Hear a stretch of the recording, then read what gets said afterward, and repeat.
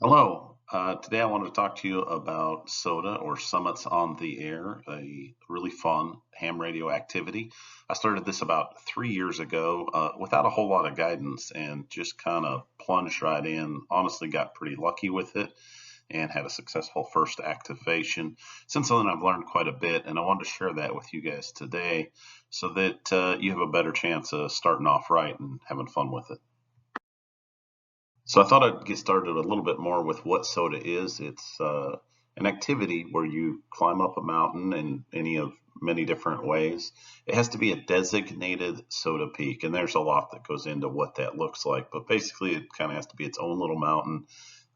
Can't be part of another mountain, and it has to be over a certain elevation from those around it to get designated.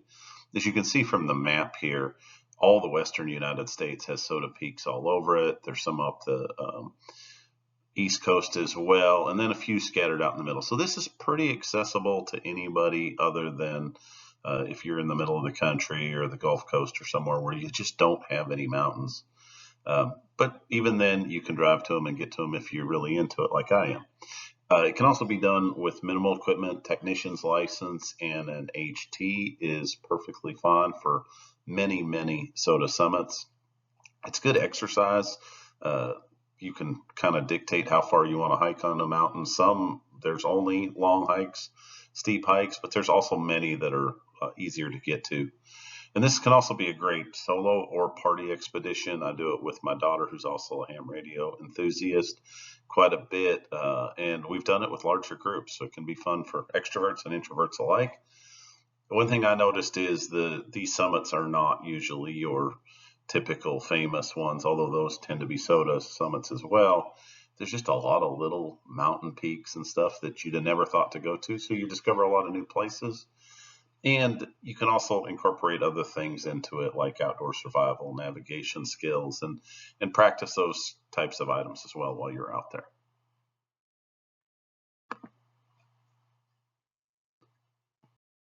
A little bit about getting started. Like I said earlier, it really requires minimal equipment to get going.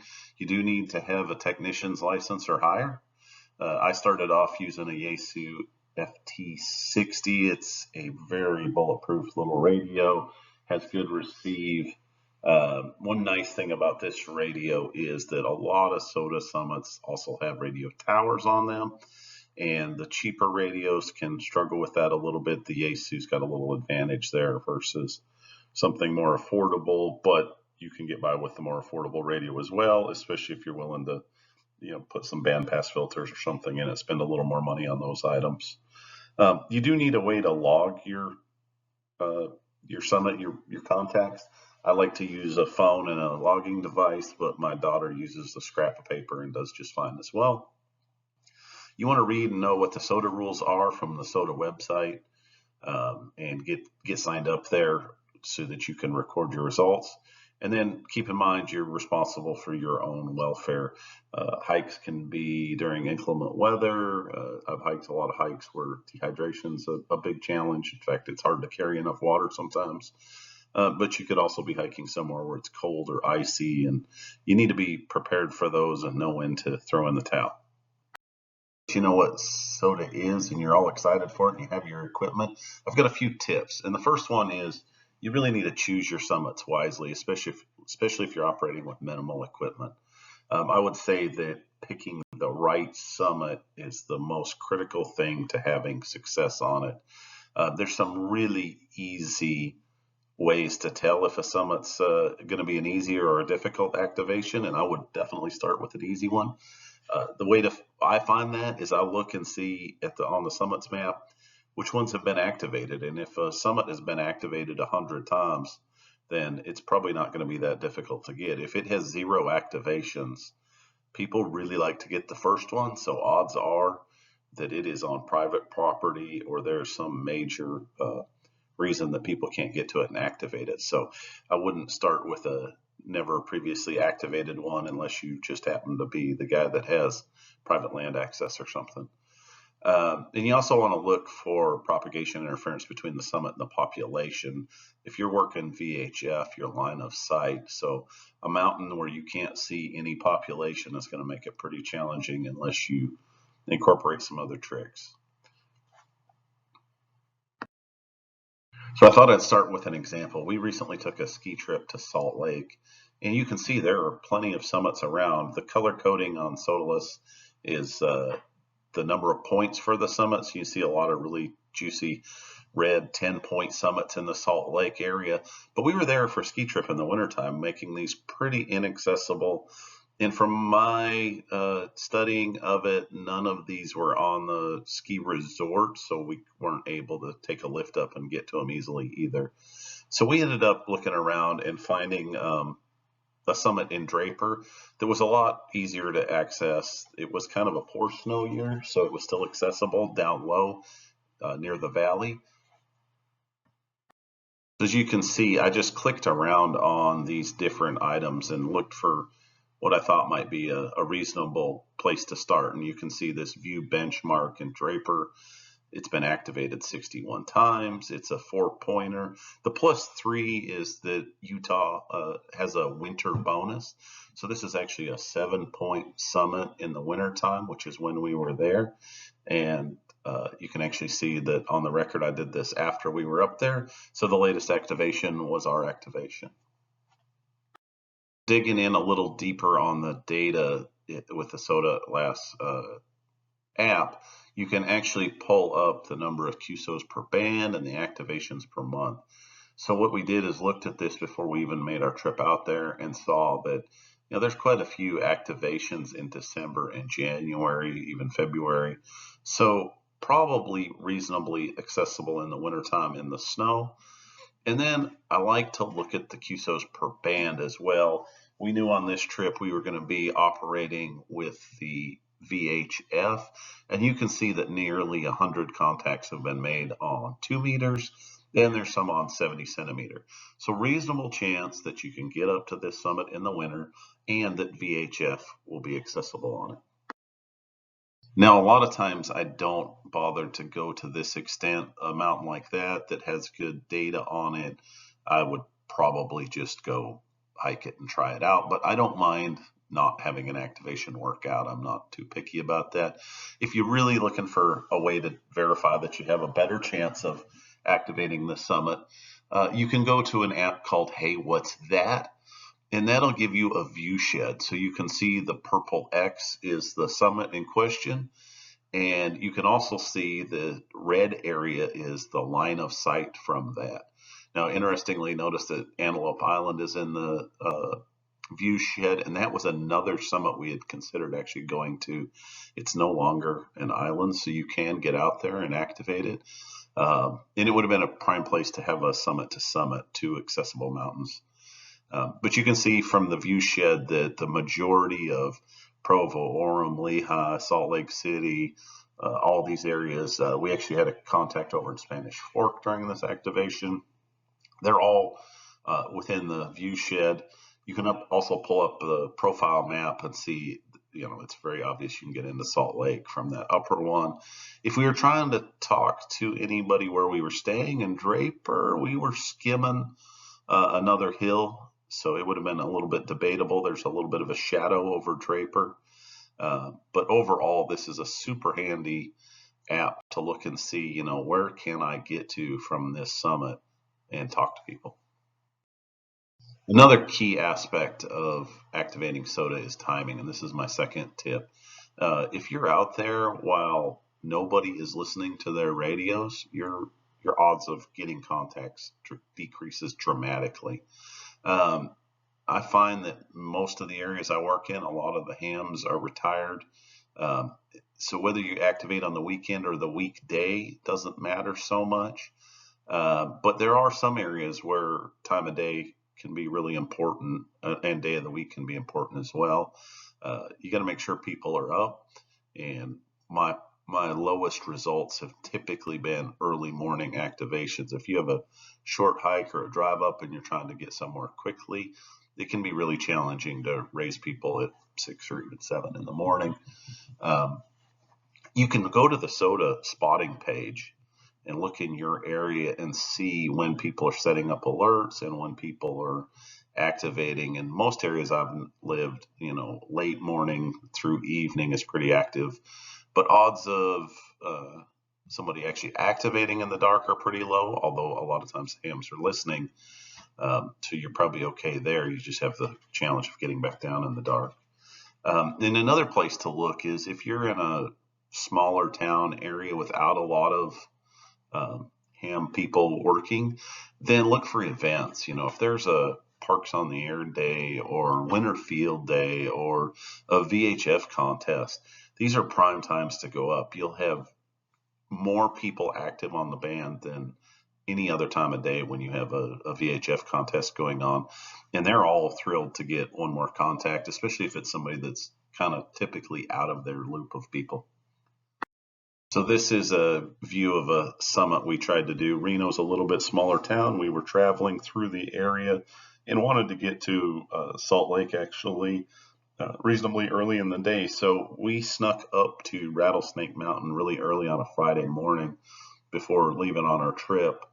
And it was radio silence. Getting the Reno people to answer a summit on the air on an early Friday morning was a complete bust for us. So this was not a successful activation for us, but we got a hike in the morning and had fun doing it. Didn't really mind, but this is a prime example of why timing is critical. Tip number 3 spins off just a little bit on the timing issue, but that's planning out your chasers. After I did SOTA for a while, I noticed that the same people always answered, especially on VHF in a local area. I got to know who most of my chasers were, and they talked to me frequently. And they got to the point where they knew me, and they had base stations with Yagis.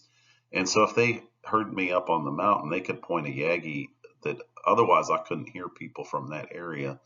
And on the flip side, as a chaser, I wanted to get some SOTA completes. That's where you've both activated and chased the mountain. And I had people I knew from the organizations up on SOTA peaks, and I jumped in my car to where I could get into their view shed. I knew the summit, I knew where they could talk to, and I drove up on a non-SOTA peak, but just an area where I could gain some elevation and get a clear shot to them to get to chase and help them out. So, if you're doing this and you have a group of people that you're normally chasing, a lot of times you may never have met them. Just talk to them on the radio over and over. Then communicate with them and tell them when you're going to be out. Generically, if you go to the app, you can set alerts, and that will tell people, hey, I'm planning to go during this window. A lot of guys that are running base stations out of their home may mark that down, particularly if it's a summit they haven't chased before and they're trying to get it in their logs. And they'll plan to be near the radio there. A lot of people just leave it on. So you need to call out a fair amount. Don't be too quiet there. If there's traffic on it, especially if they're scanning, then they'll pick up your frequency eventually and find you. And then get involved. A lot of the areas I've lived in have enthusiast groups that are specific to SOTA, and they'll plan summit to summit parties where you go up on different summits and talk to each other. That way you get the summit to summit points as well. And then also, when I go out for a hike, I look for double headers or staged hikes. A prime example is North Peak and Mount Diablo out in California, where they're about 2 miles apart from each other with a big valley in the middle, which makes them each SOTA summits. And a lot of times my daughter would hike one and I'd hike the other, and then we would switch places just to make sure that we could each get to summit both ways. So as you can see, I'm standing on Mount Diablo here, and my daughter was over on North Peak where those radio towers are. And it's a little bit hard to tell, but it is a very treacherous, scrambly, gravelly, not good footing hill right underneath where I'm at. So you kind of come down abruptly and need to really watch your footing, and then you hike this long road up to North Peak.